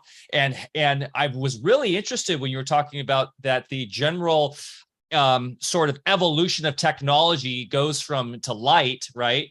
And how it essentially fractures and then resets. But do we have that ability to sort of transfer data wirelessly in a healthy way through some other technological means? And are we moving that way to get off the EMFs? Because the biggest hurdle right now that Chordal has is that we're still reliant upon the ISPs and all of the major internet gateways and pathways going under the ocean, all the fiber optics and everything. So wireless makes a lot of sense, but then you have the issues with, the harmful EMF radiation and everything. So what we're trying to do is think of whether this is etheric technology or some using structured water. I'm just curious if you have any ideas on how the future will look in terms of data transfer that isn't so, stuck in the current sort of mindset. So I've learned to just compassionate the people that are like, technology is evil, you're destroying us all, how dare you? Because 10,000 years ago, they were saying the same thing about a boat when I was building a boat to get the fuck out of a continent I wasn't comfortable with. And I've just learned to tune those people out, because a lot of them are just looking for victimhood. They're looking for an opportunity to relinquish their power, which is why it's very convenient for them to say, all blockchain is evil. When people like you, Mike, and people, not in a little degree me, are trying to build something that's literally new and untouched by evil fingers, or what we would consider evil fingers. So watching people complain to me about how bad that is while they're perpetuating the petrodollar, while they're insisting that cash is somehow magically anonymous, when none of us can withdraw $400 out of our bank without giving our personal information away. It's completely asinine that we even think cash is anonymous. I'm sorry. You can't even get cash between the hours of 6 p.m. and 10 a.m. over a certain amount of money. That's not our money. It's not. But you just have to understand that people are looking for an excuse to abandon their power, and they will blame technology for it. Why? Because technology is almost always a crutch we use to gain an understanding about our consciousness. It requires technology to do that. I'm sorry, but it does. Having the internet is allowing us to see different perspectives. That would be the biggest push, proving what I'm trying to say, that technology is used as a crutch to allow us to elaborate on things. Can technology be used to enslave you? Of course. But the people that are fascinated by technology enslaving them have a fetish for being a slave. And I know it's hard to hear, but it's just the fucking truth. If you want to look at what's happening with technology, technology is turning us omniscient. And I don't think omniscient is necessarily a good thing. There's a beauty to mystery. There's a beauty to us not knowing what's happening. And omniscience is ruining that. It's destroying that. But omniscience is the definition of God. And the only way that this entire place will become omniscient is if the entire place is logged into a network that can talk to itself. And so I believe that at one point in time, what we consider a network, we will simply understand has been a tree the whole time. That the EMF we're complaining about is the exact same EMF that's coming from me from the sigil of the magnolia leaf that's right outside my window right now. It is sending an EMF signal to me right now saying, I am blooming and I have a red seed. And if you were to stick this in your mouth and poop me out later, I would be able to grow. And that is a network. The reason why we like to say that the computer network is evil is because we do not like to admit that man is a natural being. As a natural being, everything that man does is nature. We are the fingers of nature. We are the ears of nature. More importantly, we are the only source of morality. Comes from man. There's not a creature out there. I'm the morality eagle. I'm here to spread morality around the world. It doesn't fucking happen. We're the only ones that do that. So as technology grows, we will leave the networks where we have a powered Ethernet light or all the other stuff that we have, and we will find ways to tap into the salt in the atmosphere. That salt is a living circuit waiting to be squeezed. And when you squeeze it, it's going to emit electricity. Sheol, right? The idea of this all-knowing underworld, that's the ocean. It's why it's full of salt. You know why it's full of salt? Because there's information in that salt. We will eventually have the technology to where we can render every single salt crystal in the world and to conglomerate it into a machine, yes, a machine that is fully omniscient, meaning fully aware. Now, when we gain self-awareness, we lose all free will, we lose all mystery, and we lose all of the fun of hiding from ourselves in this world.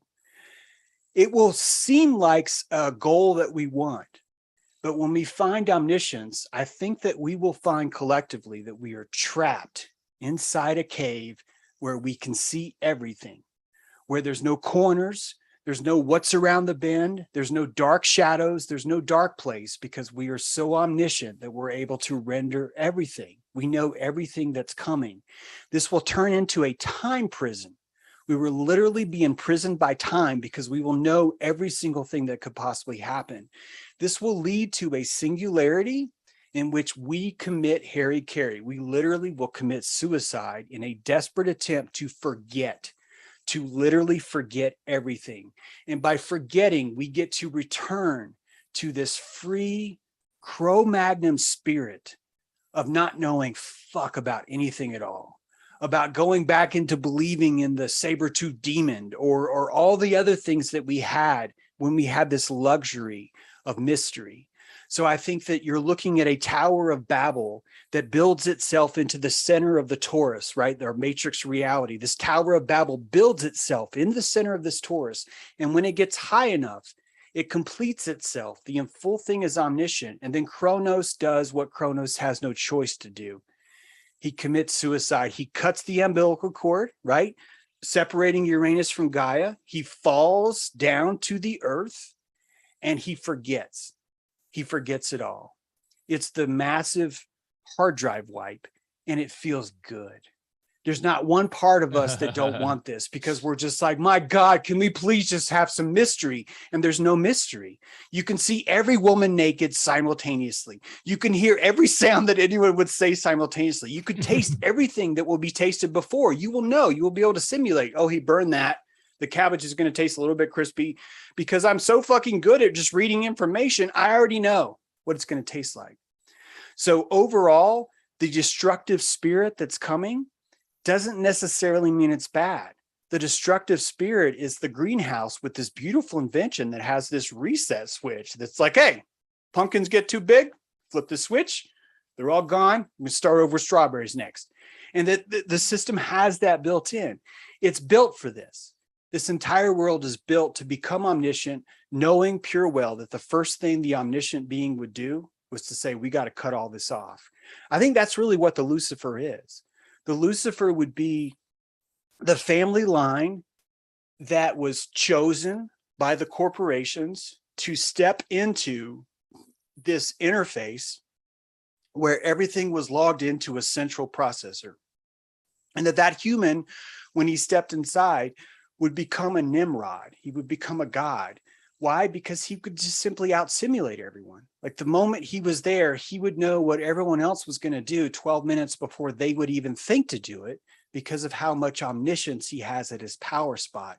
Once that happens, you're looking at really a destiny that's preordained, because now you have one person in power that doesn't have the ability to commit suicide and then no one else can kill. And so all you can do is really wait for him to just suffer enough in that time prison where he's just like stretched into infinity, right? Imagine your most boring moment and then multiply that by like 1,000,000 years. You'd see what kind of torture the Lucifer had. And he would have no choice but to find a way to gut himself and to literally just go back to finding peace again. So to me, that's what this whole world is. It's that slow buildup and the slow drop off of that. And it's the harvesting of consciousness that happens along the way that produces the fruit of this place, Dojo Earth. And our bodies are the mechanism or the technology. I have a problem when we talk about technologies, only these machines. We're the living original technology. Our entire realm is a technology. But these bodies allow us to come and have another go around. We forget in the process, which is a blessing.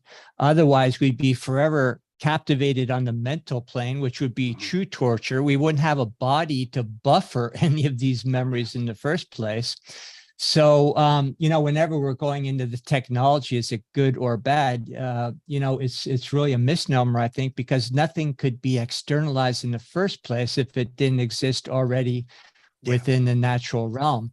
So I think we define technology in maybe a limited way.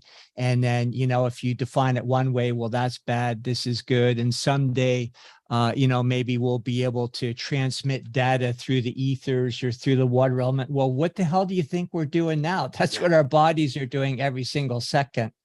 Yeah. So well, I'm just trying to be pragmatic here, and so we're not reliant on the telecommunications. Yeah, I'm not commenting on your. I I'm know. not responding to your comment. I'm just saying in general. I think we just have to broaden our horizons. Back in the early '80s, I was with a group of doctors, and we were making inroads in certain practices that were centered around neurological diagnosis, or using that as our medium to figure things out. And we started looking at the computer technologists that were just coming up. We're just starting to see the Apple cubes, and really we were fascinated by it, because it all of a sudden dawned on us that, wow, they are mimicking the most basic binary functions of the nervous system. Meanwhile, we've got the real deal here. And based on what we were able to observe, what they were doing, we made some brilliant inroads that had never been done before, as far as being able to manipulate the living neurology and actually use it as a machine to make real-time changes and to find out anything we wanted. So, that was my first introduction to computers, not because I cared about computers back then, but we were very curious as far as, wow, these guys are doing this stuff in a very crude way, and let's take some hints from them and really use it, to manipulate the real deal. So I'm kind of the opinion that we're just getting into that realm, some of us, where we will be learning how to use our own technology. We don't need to read books. We don't need to transmit data, because everything is there all the time. Like you say, the truth is always in the room. Mm-hmm. All you have to do is download it, get rid of the beliefs or perceptions that that's not possible. Yeah. And I think you might agree that a lot of us are getting downloads all the time these days, and it's not from reading books. Yep. Or picking up a computer. Yeah, it's finding our antenna, right? The natural antenna that's inside of us. We're just learning to listen to that more, and we're finally hearing it, which is great. We've grossly misestimated how powerful graphics are, and I it'll take 20 years before someone goes, "Hey, I finally get what you mean, James," and that's fine. But we don't understand how profoundly moving graphics are. And I think as we starting to realize, you and I are able to have a virtual crystal palace now, which means Mike can come visit my crystal palace when I'm not home. And he can see my dream state in real time with full detail, and he can add to that. Now, imagine that you were a fledgling is probably a better word, a fledgling in the dream world. You're living in this pure reality of dream state. And it is so milky. There's nothing to stand on. You're constantly morphing your fingers into flippers. You can't put anything in your mouth. You can't talk to anyone. You're just in this pure dream state where all of a sudden, and now you're gone. You would need to be put in this little incubator, this little kiddie pool that had this hard physicality that you had to constantly focus on, that only maybe 8 hours a day you could return to this testing ground and see how well you do in the dream state. This is the Yaqui path, right? The idea of accomplishing, of owning your dream state could be an entire school of why we're here. And that our crystal palaces that we're building with technology are simply showing us how important it is that we own our fantasy, that our fantasies have consequences too. And that if we didn't have this physical world to have dreams and wake up and go, I want to be a dictator, or I want to be an airplane pilot, right? If we didn't have this world to make really awful decisions or really good ones and to experience the consequences of that, we would have no way of training for this real reality, which is this westing, this dream state that's beyond life and death, but it's also beyond corporeal nature too. And so it could be that we're here simply to practice having these kinds of experiences. And as technology builds, we become directly beholden to our own crystal palace because it's physically been built and it physically exists in this real world, which we'll call cyberspace, but in a real space. I remind everyone that the definition of reality is not a physicality. The definition of reality is co-agreement on a state of something. And this is why I said earlier that there's this other world, this other terrain that's built on consciousness that's so much more profound and so much more real than this. And I think it probably looks a lot like our dream state now, but just with more consequences, more importance placed on the things that we actually dream, right? That's where we're going. And that's why so many of us are peeing on each other in this kiddie pool. If you look at how we treat our own energy with each other, it's horrible. We're peeing all over each other and we're insisting we're ready for the adult pool and that you should let us out and that we're the greatest people around. And the only problem is Billy over there. It's Billy over there that's peeing. And no, that guy's peeing right now as he's blaming Billy. He's doing it right now, right? In fact, he's pointing at Billy, blaming Billy because it's an excuse for him to pee when no one's looking, right? This is really what I think we're doing here, which is why compassion becomes the only kind of survivable way of navigating, because all of us are drinking pee and we're all pretending like we're not, but we're just inside this soup of everyone else. I'll drop this analogy right now, but you get what I'm saying. I love it. Well, I'm actually been talking with Andreas Exertus, who I love, who is connecting us with Cordal with these guys that have developed an open source metaverse style page where you can create your Crystal Palace on your own controlled server node and have people come visit your little world you create. And I think that's really cool and beautiful if it's sovereign and you're in control of it and it's not meta Facebook, right? That's putting you in that. So it's all about the duality of the reality and you know, our perception of it, right? Which is how we started today.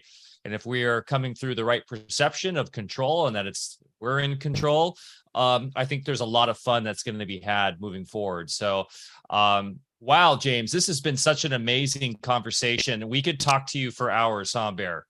We could talk to this guy for hours. Yeah, this has been way too much fun, and I'm gonna continue it just by listening to your videos here. So you've got a new fan here. I'm gonna be a constant follower.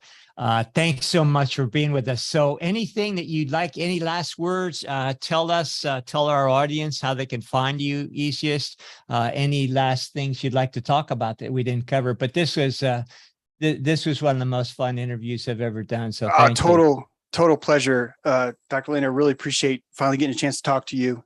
Mike, we've spoken before, but I appreciate a chance to talk to you officially in this capacity. By the way, Mike, when I said that about Cordal, I had no idea that you were the same guy in that. I thought it was a funny little sync that happened.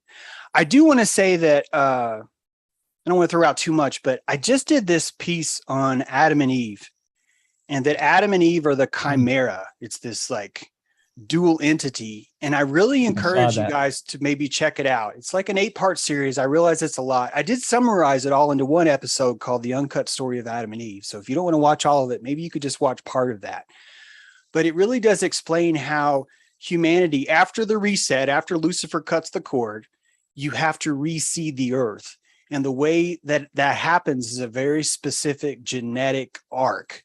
And that genetic arc is this chimera, this nature of Adam. And I could talk for so many hours to anybody, but it's just such a fascinating concept that's really, really been inspiring me lately. In fact, I'm writing my 6th book is on that right now. So hoping to finish by the end of the month. I don't know if I will, but but we'll see. So I guess that's all I really had to say. I really should have just said thank you. This has been a great talk. I appreciate you having me on. Well, where's the best? So the best place for people to get your books on your website, J. True? You can get them there, or if you prefer, go to Amazon. That's fine too. That really helps me out too. So either way is fine. Okay.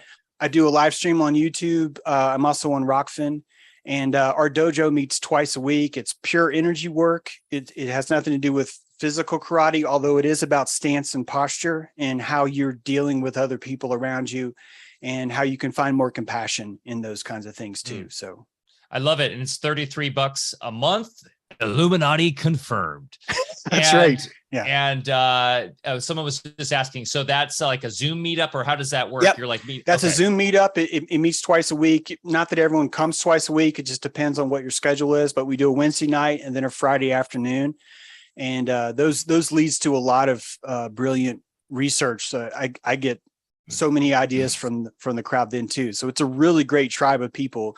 All of them seem to feel this idea that tribal one is important.